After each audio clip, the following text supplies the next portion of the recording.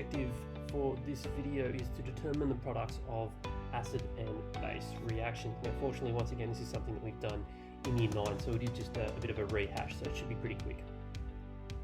So an acid plus a base will always give us a metal, salt, and water. So it's that straightforward. We just need to remember that little rule there, and then we just apply it to any of the different acids and bases that we're given.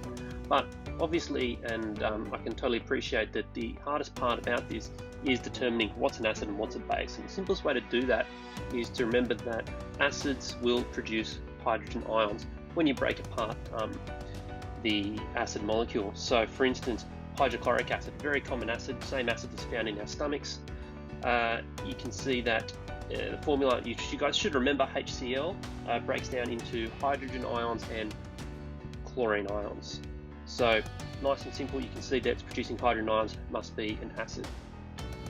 With a base, same sort of thing, but now we're looking at hydroxide ions, OH negative.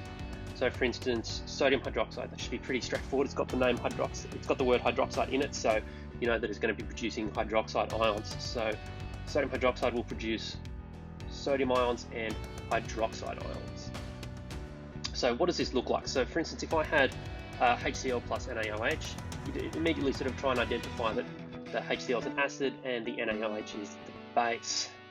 So following our rule, we would just always say acid plus a base gives us salt and water. So we know water is H2O, and the remaining ions basically will make up that salt, which is the Na and the Cl. So like I said, it's a very straightforward process. If you have any questions, do not hesitate to ask your teachers.